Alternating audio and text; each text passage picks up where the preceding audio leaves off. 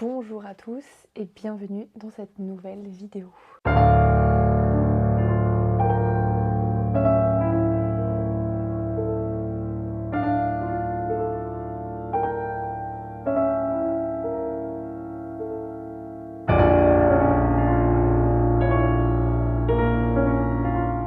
Alors oui, cette vidéo a pris un peu plus de temps que prévu à sortir, mais je vais vous expliquer pourquoi. C'est assez compliqué de faire et des vidéos et les toiles jour pour jour.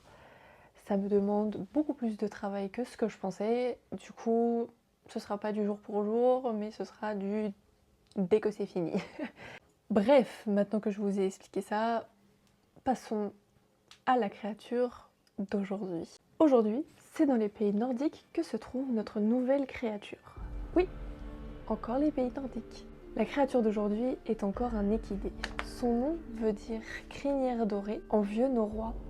Je parle bien de Gullfaxi.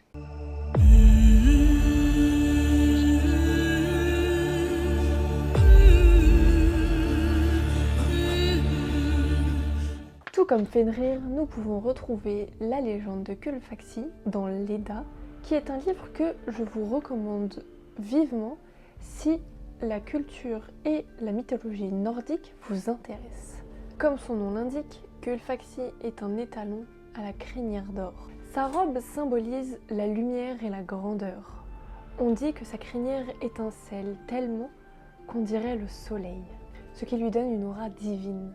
De par sa force puissante, il est capable de galoper sur terre, comme sur l'océan, ou même encore dans les airs.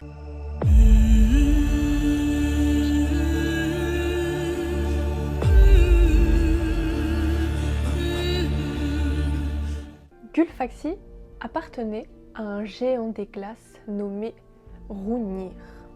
J'espère que je l'ai bien dit.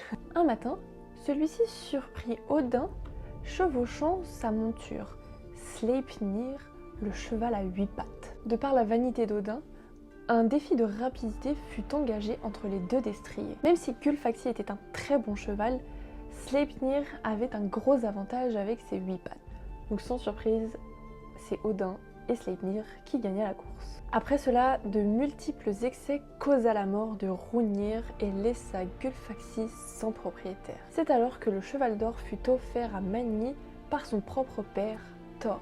Une autre version raconte que ce serait Odin qui lui aurait offert pour remercier le père et le fils. Devenant cheval des dieux, Gullfaxi devint un des chevaux guerriers de la grande bataille du Ragnarok. Oui, il y a la majorité des récits de la mythologie nordique qui se finit avec le Ragnarok, vous l'aurez compris. Et ce n'est pas fini. Des créatures de la mythologie nordique, il y en a encore beaucoup à voir. Dans la culture scandinave, les chevaux sont considérés comme des êtres divins avec une beauté et une noblesse sans pareil. Aujourd'hui, dans notre culture, Gullfaxi est représenté dans de nombreux récits de la mythologie nordique un peu plus contemporaine, comme le récit Le Cheval de Fer, écrit par l'anglais Holstock. Et il apparaît également dans de nombreux jeux comme God of War reprenant les codes de la mythologie nordique.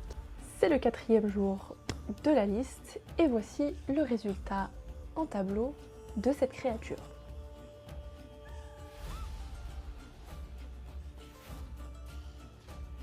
C'est pas un de ceux que j'ai préféré peindre, mais c'est vrai que le fait de pouvoir peindre les mouvements du corps du cheval, ça a été intéressant.